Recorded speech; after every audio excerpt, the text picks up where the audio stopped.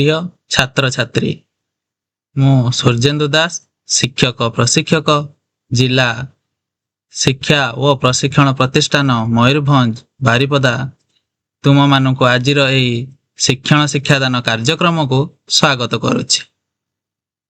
ତୁମେମାନେ ମାଡ଼ହାଣ୍ଡି କଥାର କେତୋଟି ଭାଗ ପୂର୍ବରୁ ପଢ଼ି ସାରିଛ। ଆଜି ଆମେ ପରବର୍ତ୍ତୀ ଭାଗରେ କ'ଣ ହେଉଛି ପଢ଼ିବା।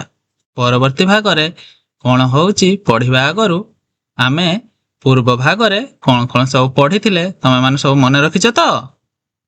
ହଉ, ଦେଖିବା ଏବେ କ'ଣ ସବୁ ପଢ଼ା ଯାଇଥିଲା ତମେମାନେ ମନେ ରଖିଛ କି ନାହିଁ।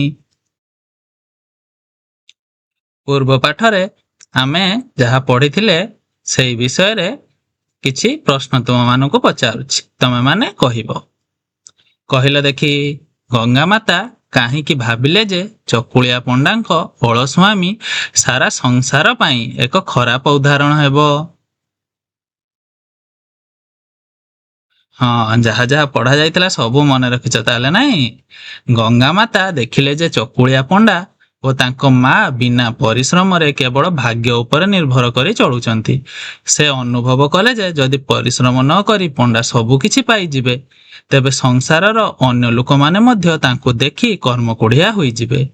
ଏହାଦ୍ୱାରା କେହି କଷ୍ଟ କରିବାକୁ ଆଗେଇ ଆସିବେ ନାହିଁ, ଯାହା ସଂସାରର ସ୍ୱାଭାବିକ ଚଳନକୁ ବାଧାପ୍ରାପ୍ତ କରିବ। ତେଣୁ ସଂସାରର ମଙ୍ଗଳ ପାଇଁ ସେ ପଣ୍ଡାକୁ ଉଚିତ ଶିକ୍ଷା ଦେବାକୁ ଚାହିଁଲେ। ଏବେ କହିଲ, ଚକୁଳିଆ ପଣ୍ଡା ପୋଖରୀ ତୁଣ୍ଡରେ ବସି କେଉଁ ସ୍ୱାଦିଷ୍ଟ ଖାଦ୍ୟ ବିଷୟରେ ମନେ ମନେ ଭାବୁଥିଲେ? ହଁ, ଠିକ କହିଛ। ଚକୁଳିଆ ପଣ୍ଡା ପୋଖରୀ ତୁଟରେ ବସି ଭାତ, ସାକାର, ଖେଚେଡ଼ି ଏବଂ ବିଭିନ୍ନ ପ୍ରକାର ତିଅଣ ଆଦି ସ୍ୱାଦିଷ୍ଟ ଖାଦ୍ୟ ଖାଇବା କଥା ମନେ ମନେ ଭାବୁଥିଲେ। ଏବେ କୁହ ତ ଦେଖି, ଗଙ୍ଗାମାତା ହାଣ୍ଡି ଭିତରେ ଖାଦ୍ୟ ବଦଳରେ କେଉଁ ସବୁ ଶାସ୍ତି ଭରିଥିଲେ ଏବଂ ହାଣ୍ଡିଟିକୁ କିପରି ନିବୁଜ କରିଥିଲେ?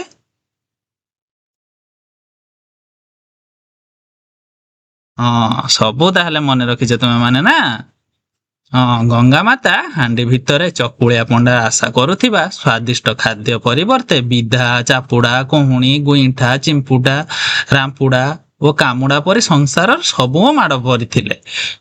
ସେହିପରି ଗଙ୍ଗାମାତା ସେହି ହାଣ୍ଡି ଉପରେ ଏକ ତେଲୁଣି ଦେଇ ତାକୁ କଣ୍ଟି କାଟି କରି ବାନ୍ଧିଥିଲେ ଏବଂ ସମ୍ପୂର୍ଣ୍ଣ ନିବୁଜ କରି ଭସାଇ ଦେଲେ, ଯେପରି ହାଣ୍ଡି ଭିତରେ କ'ଣ ଅଛି ତାହା ବାହାରକୁ କେହି ଜାଣିପାରିବେ ନାହିଁ। ଏବେ ପୂର୍ବ ପାଠରେ ଏହି ସବୁ ବିଷୟରେ ଆମେ ଆଲୋଚନା କରିଥିଲେ। ଏବେ ଦେଖିବା ପରବର୍ତ୍ତୀ ଭାଗରେ କ'ଣ ହେଉଛି। ମୁଁ ତମମାନଙ୍କୁ ପଢ଼ି ଶୁଣାଉଛି, ତମେମାନେ ମନ ଦେଇ ଶୁଣ। ଏ ତ ମନେ ମନେ ମିଠେଇ ଖାଇ ବସିଛି। ହାଣ୍ଡିଟିକି ଉପରକୁ ଟେକି ନେଇ ତେଲୁଣିଟିକି କାଢ଼ିଦେଲା ବେଳକୁ ହେଲା ତ ତା ଉପରେ ମାଡ଼ ବୃଷ୍ଟି। ତୁଚ୍ଛା ଚାପୁଡ଼ା ଉପରେ ଚାପୁଡ଼ା, ବିଧା ଉପରେ ବିଧା, ତାପରେ ଗୁଇଁଠା, ତା ପଛକୁ ରାମ୍ପୁଡ଼ା, କାମୁଡ଼ା, ଏମିତି ଖାଲି ତା ଅଷ୍ଟାଙ୍ଗ ଶରୀର ଯାକ ଧୁମଧାମ ଭୁସ୍ ଭାସ୍ ଲଦି ହେଇଯାଉଥାଏ। ଚଟକଣା ଖାଇ ଗାଲକୁ ଆଉଁସି ପଳେଇଲା ବେଳକୁ ପିଠିରେ ଦୁଲୁ କରି ଗୋଟେ ବିଧା ବସୁଥାଏ। ଟହଳ ବିକଳ ହୋଇ ପିଠି ଆଉଁସିଲା ବେଳକୁ ଖୁଆ ମୁଣ୍ଡିରେ ଦି ଗୁଇଁଠା। ବେଳକୁ ବେଳ ସମୁଦ୍ର ଜୁଆଡ଼ ମାଡ଼ି ଆସିଲା ଭଳି ମାଡ଼ରେ କୁଆଛୁଆ ଉଡ଼ିଗଲା। ୟାକୁ ସେତେବେଳକୁ ଗୋଟିଏ ବୁଦ୍ଧି ପଇଟିଗଲା। ଏ କ'ଣ କଲା? ଝଟପଟ ଜୀବନ ବିକଳରେ ଏ ହାଣ୍ଡି ଉପରେ ତେଲୁଣିଟାକୁ ଘୋଡ଼େଇ ପକେଇଲା। ଯେମିତି ଘୋଡ଼େଇ ପକେଇଛି ସେମିତି କିଏ ରାଣ ଦେଲା ଭଳିଆ ଏ ମାଡ଼ ବୃଷ୍ଟି ଥମ୍ବିଗଲା। ଏ ଟିକିଏ ନିଶ୍ୱାସ ମାଇଲା। ସେତେବେଳକୁ ୟା ଦେହ ହାତ ମାଡ଼ରେ ଗଡ଼ ଭଳିଆ ଫୁଲିଗଲାଣି। ଏ ରାଗରେ କମ୍ପମାନ ହେଉଥାଏ। କିଏ ମାଇଲା ବୋଲି ଦେଖୁଛି ଯେ କାହା ଉପରେ ଦାଉ ସାଧିବ? ଶାଶୁ ମାରୁଥାଏ ବୋହୂକୁ, ବୋହୂ ଛାର କାହାକୁ ମାରିବ? ମାରୁଥାଏ ଚୁଲି ମୁହଁକୁ। ସେମିତି ଚକୁଳିଆ ପଣ୍ଡା ତା ମା ଉପରେ ରାଗରେ ଜର ଜର ନର ହେଉଥାଏ। ତା ମନ କଥା ମନରେ ଥାଏ। ସେ ହାଣ୍ଡିଟିକି ଉଠେଇ ଘରକୁ ଚାଲିଲା। ନୀତି ଯେମିତି ନେଇ ଶିକା ଉପରେ ଥୋଇ ଦିଏ ସେମିତି ହାଣ୍ଡିଟିକୁ ଶିକା ଉପରେ ରଖିଦେଲା। ଭିକ ମାଗିବାକୁ ଗଲା ବାହାରି। ଶୁଣିଲ ତ ପିଲାମାନେ, ଏଇ ଭାଗରେ କଣ ହେଲା? ଏବେ ତୁମେ ମାନେ ଏଥିରେ କଣ ଲେଖା ଯାଇଛି ମନ ଦେଇ ପଢ।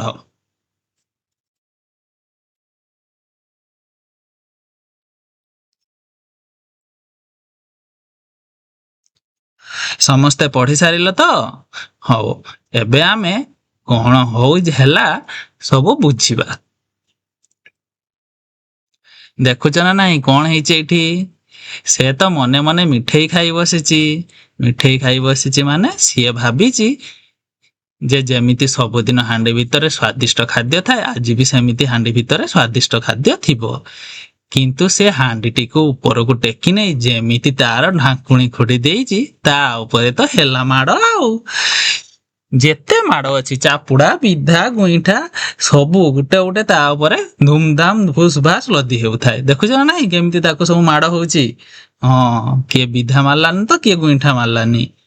ହଁ, ଏଇ ଯୋଉ ବାକ୍ୟ ସବୁ ପଢିଲେ ଆମେ, ଏଇଠି କିଛି ନୂତନ ଶବ୍ଦ ବି ଅଛି କି ନାହିଁ? କଣ କହିଲ? ହଁ, ଅଷ୍ଟାଙ୍ଗ। ଅଷ୍ଟାଙ୍ଗର ଅର୍ଥ ହଉଛି ଶରୀରର 8ଟି ଅଙ୍ଗ। ଏଇଠି କହିବାର ଅର୍ଥ ହଉଛି ତାର ଶରୀର ଯାକ ସବୁଆଡେ ମାଡ଼ ହେଇଛି, କୌଣସି ଜାଗା ତାକୁ ଛଡା ଯାଇନି, ଚାରିଆଡ ମାଡ଼ ହେଇଛି ତାକୁ। ଏଇ ଶବ୍ଦକୁ ନେଇ ଆମେ ଏକ ବାକ୍ୟ ଗଠନ କରିବା। ସେ ଭଗବାନଙ୍କ ସମ୍ମୁଖରେ ଅଷ୍ଟାଙ୍ଗ ପ୍ରଣାମ କରି ଆଶୀର୍ବାଦ ଭିକ୍ଷା କଲେ। ଏବେ ଆମେ ପରବର୍ତ୍ତୀ ଭାଗରେ କଣ ହଉଛି ଦେଖିବା।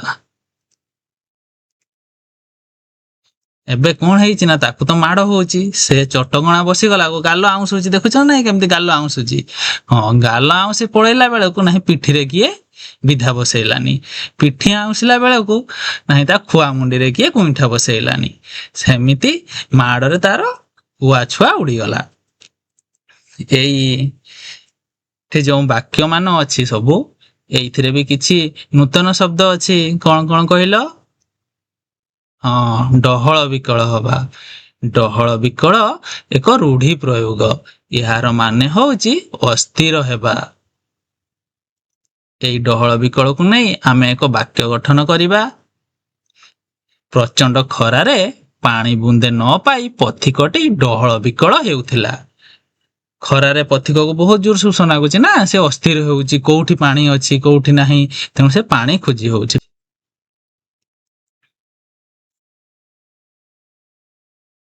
ସେମିତି ଆଉ ଗୋଟେ ଶବ୍ଦ ଅଛି ଏଠି, କୁଆ ଛୁଆ ଉଡିଗଲା। କୁଆ ଛୁଆ ଉଡିଗଲା, ଏଇଟା ବି ଏକ ରୂଢି ପ୍ରୟୋଗ। ଏହାର ମାନେ ହଉଛି ଅସ୍ତବ୍ୟସ୍ତ ହେବା ବା ଛଟପଟ ହେବା। ଏହାକୁ ନେଇ ଆମେ ଏକ ବାକ୍ୟ ଗଠନ କରିବା। ନଟିଆ ଶ୍ରେଣୀରେ ଭୁଲ କରିଥିବାରୁ ଶିକ୍ଷକଙ୍କ ମାଡରେ ତାର କୁଆ ଛୁଆ ଉଡିଗଲା।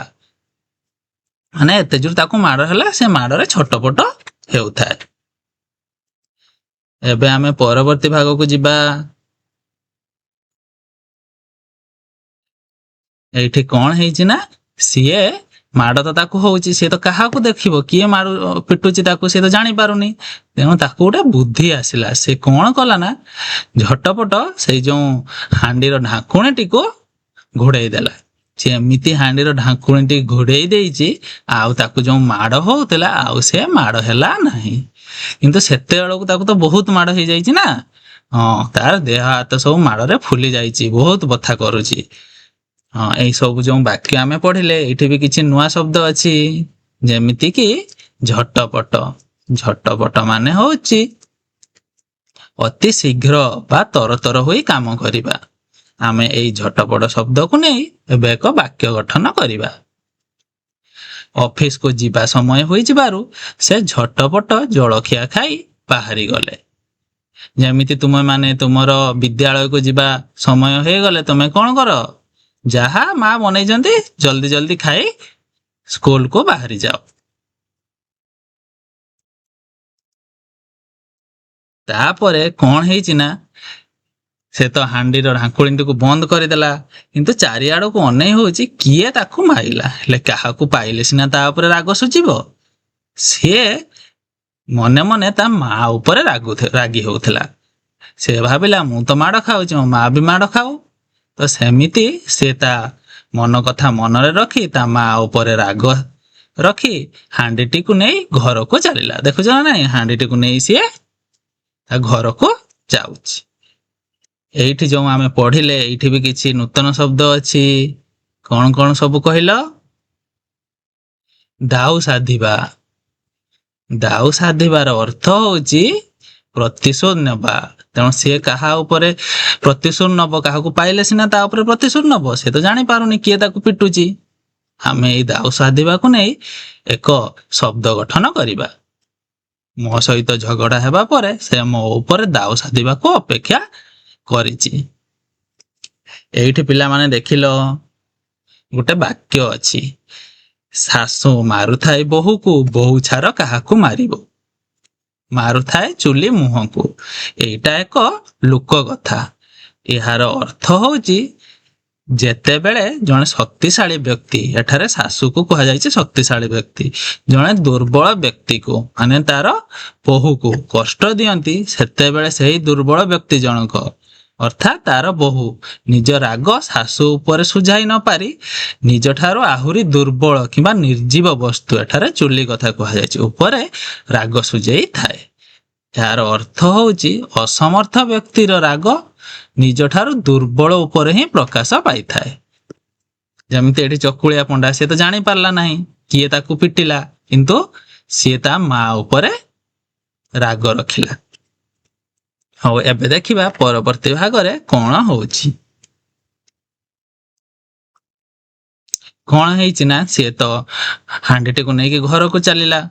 ନେଇଯାଇ ଘରେ ଯେମିତି ସବୁଦିନ କରେ ସେମିତି ହାଣ୍ଡିଟିକୁ ନେଇ ଶିକାରେ ରଖିଦେଲା। ତାପରେ କଣ ହେଇଛି ନା, ସିଏ ତ ଖାଇନି, ତାକୁ ବହୁତ ଭୋକ ଲାଗିଛି। ତ କଣ କରିବ? ସିଏ ଭିକ ମାଗିବାକୁ ବାହାରି ଗଲା। ଆଜିର ପାଠରେ ଆମେ ଏତିକି ପଢିବା। ତ ଯାହା ଯାହା ଆମେ ପଢିଲେ ତମେ ମାନେ ସବୁ ବୁଝିଲ କି ନାହିଁ? ହଁ, ନୂତନ ଶବ୍ଦ ବି କିଛି ଆମେ ଶିଖିଲେ, ତାର ଅର୍ଥ ଜାଣିଲେ, ଆଉ ସେଇ ଶବ୍ଦକୁ ନେଇ ବାକ୍ୟରେ ଗଠନ କଲେ। ହଉ, ଏବେ କହିଲ ଯାହା ଯାହା ଆମେ ସବୁ ପଢିଲେ ମନେ ରଖିଛ ତ? ହଉ, ଆମେ ତାକୁ ସଂକ୍ଷେପଣ କରିବା। ଦେଖିଲ ପ୍ରଥମ ଚିତ୍ରରେ କଣ ହଉଛି ଏଇଠି? ହଁ, ଚକୁଳିଆ ପଣ୍ଡା ଯେମିତି ହାଣ୍ଡିଟିର ଢାଙ୍କୁଣୀ ଖୋଲିଛି, ତା ଉପରେ ମାଡ଼ ବୃଷ୍ଟି। ଯେତେ ମାଡ଼ ଏ ସଂସାରରେ ଅଛି, ବିଧା, ଚାପୁଡା, ଗୁଇଁଠା, କାମୁଡା ସବୁ ତା ଉପରେ ହେଲା। ତାପରେ ସେ କଣ କରିଛି ନା, ଯେମିତି ତାକୁ ମାଡ଼ ହଉଛି, ସେ ତ ଜାଣି ପାରୁନାହିଁ କିଏ ପିଟୁଛି, ତେଣୁ ତାକୁ ଗୋଟେ ବୁଦ୍ଧି ଜୁଟିଛି। ସେ କଣ କରିଛି ନା, ହାଣ୍ଡିର ଢାଙ୍କୁଣୀଟିକୁ ବନ୍ଦ କରିଦେଇଛି। ଯେମିତି ହାଣ୍ଡିର ଢାଙ୍କୁଣୀଟିକୁ ବନ୍ଦ କରିଦେଇଛି, ମାଡ଼ ବୃଷ୍ଟି ଥମିଗଲା। କିନ୍ତୁ ସେ ତ ଖୋଜି ବୁଲୁଛି କିଏ ତାକୁ ପିଟିଲା, କାହା ଉପରେ ରାଗ ସାଧିବ। ସେ ତ ଆଉ କାହାକୁ ପାଇଲା ନାହିଁ। ତେଣୁ ମନେ ମନେ ସେ ତା ମା ଉପରେ ରାଗିଲା। ସେ କଣ କଲା ନା, ହାଣ୍ଡିଟିକୁ ନେଇ ଘରକୁ ଚାଲିଲା। ତାପରେ କଣ ହେଇଛି ପିଲାମାନେ? ହଁ, ସିଏ ନେଇ ହାଣ୍ଡିଟିକୁ ଯେମିତି ସବୁଦିନ ଶିକାରେ ରଖେ ସେମିତି ଶିକାରେ ରଖିଦେଲା। ତାପରେ କଣ କଲା? ହଁ, ସିଏ ତାପରେ ଭିକ ମାଗିବା ପାଇଁ ବାହାରି ଗଲା। ଠିକ ଅଛି, ଆଜିର ପାଠରେ ଆମେ ଏତିକ ପଢିଲେ। ସବୁ ବୁଝିପାରିଲ ତ? ହଉ, ଏବେ ଆମେ ତୁମ ମାନଙ୍କୁ କିଛି ପ୍ରଶ୍ନ ପଚାରିବା। ଦେଖି ତମେ ମାନେ ସବୁ ମନେ ରଖିଛ କି ନାହିଁ? ହଉ, କହିଲ ଦେଖି। ଚକୁଳିଆ ପଣ୍ଡା ହାଣ୍ଡିର ତେଲୁଣି ଖୋଲିବା ମାତ୍ରେ କଣ ଘଟିଲା? ତୁମମାନଙ୍କ ପାଖରେ 4ଟି ବିକଳ୍ପ ଅଛି। ଯେମିତିକି ତା ଉପରେ ମାଡ଼ ବୃଷ୍ଟି ହେଲା, ଭିତରୁ ଜଣେ ଲୋକ ବାହାରି ଆସିଲା, ହାଣ୍ଡିଟି ଭାଙ୍ଗି ଚୁରମାର ହୋଇଗଲା, ହାଣ୍ଡିରୁ ବହୁତ ଖାଦ୍ୟ ବାହାରିଲା। କଣ ହେଲା କି ରେ ପିଲାମାନେ? ହଁ, ଚକୁଳିଆ ପଣ୍ଡା ଯେମିତି ହାଣ୍ଡିର ତେଲୁଣି ଖୋଲି ଦେଇଛି, ତା ଉପରେ ମାଡ଼ ବୃଷ୍ଟି ହେଲା। ଯେତେ ମାଡ଼ ସଂସାରରେ ଅଛି ସବୁ ତାକୁ ହେଲା, ନାଇଁ? ହଁ, ଏବେ ଦ୍ୱିତୀୟ ପ୍ରଶ୍ନ ଦେଖିଲ। ଚକୁଳିଆ ପଣ୍ଡା ମାଡ଼ ବନ୍ଦ କରିବା ପାଇଁ କଣ କଲେ? तुम पाखरे 4टी विकल्प अछि। दौड़ी पळाइले, हांडीटीकु फिंगी देले, जोर रे चित्कार कले, हांडी ऊपर ढांकुणी घुड़ाई देले। कौन कले सी? हाँ, माड़ बंद करिया पाई चकुलिया पंडा कौन कले ना हांडी ऊपर ढांकुणी घुड़ाई देले।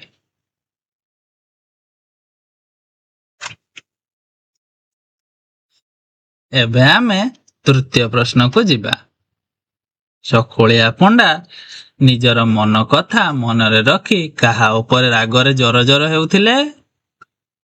तुम पाखरे 4टी विकल्प अछि। प्रथम विकल्प होउची निजर स्त्री ऊपरे, द्वितीय विकल्प होउची निजर माँ ऊपरे,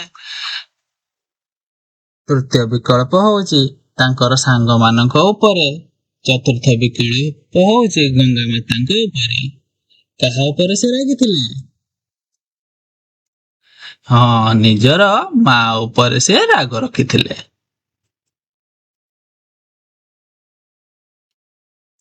एबे कहिलो चतुर्थ प्रश्न तुम पाई। जर जर भली समान शब्द थिबा 3टी जुग्म शब्द कुह। जो जर जर अछि शब्दटी अछि सेटा एक जुग्म शब्द, सेही भली आउ 3टी शब्द कहिलो।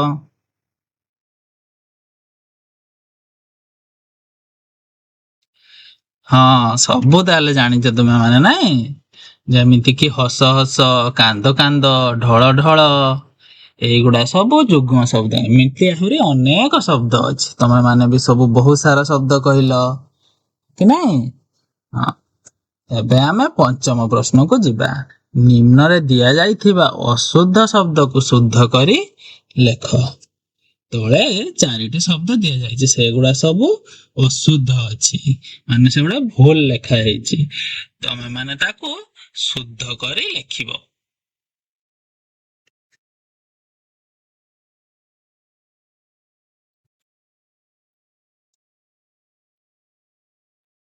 हाँ, करे कौन लेखा हेछि? जीवन। जीवन ए भळे लेखा जाय कि? ना, जीवन को एमिति लेखा जाय। सेही परी खरे कौन लेखा हेछि देखिलो? हाँ, खरे लेखा जायछि निश्वास। ए भଳି तो लेखा जायनी, एटा भूल अछि। तो ठीक कौन हबो? हाँ, ताको आमे एमिति लेखिबा। सेही भଳି घोड़ेई अछि, घोड़ेई को ठीक भाबरे लेखिबा केमिति? एई भଳି भाबरे घोड़ेई को लेखा जाय। तापरे अछि बहु, एटा भी भूल लेखा जायछि। तार ठीक उत्तर होउछि एमिति। ठीक अछि, तमे एबे पढ़ी सारिलो, किछि प्रश्नर उत्तर भी कहिलो। एबे घरे भी जाई किछि पाठ पढ़िबो कि नाही? हाँ, तेणु तम पाई किछि काम अछि, जाहाकु तमे माने जाई घरे करिकी आनिबो। सासु मारुथाई बहु को, बहु छार काहाको मारिबो। मारुथाई चुली मुह को। एही उक्तिर अर्थ आमे जानिले, तमको बुझेइली भलो से, तमे सेही उक्तिर मर्म कौन लेखिबो। एहा एही गल्पर चरित्र सहित किपरि खाप खाउची ताहा 50टी शब्द मध्यरे लेखिबो। तमे माने बुझी पारलो एई जो लोक कथाटा अछि तार माने जानिचो, आउ एई लोक कथाटी किपरि एई गल्पर चरित्र मानक सहित खाप खाउची ताको लेखिकी आनिबो। आउ गोटे प्रश्न तम पाई। पुराणा काଳରେ घरे सिक्का काहेकि व्यवहार करा जाउथला? जो चकुलिया पंडा नहीं कि हांडीटी को सिक्कारे रखिला कि नहीं? हाँ, तो सेमिति आग काଳରେ सिक्का काहेकि व्यवहार करा जाउथला से विषय रे तुमे तुम जेजे बापा बा जेजे मां को पचारी 5 धाड़ी लेखिकी आनिबो।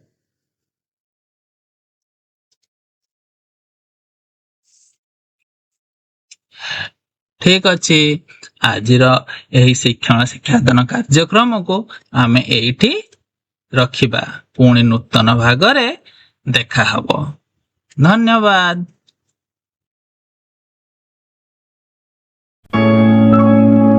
खुशी रे शिखिबा समस्तंकर अधिकार। नमस्कार।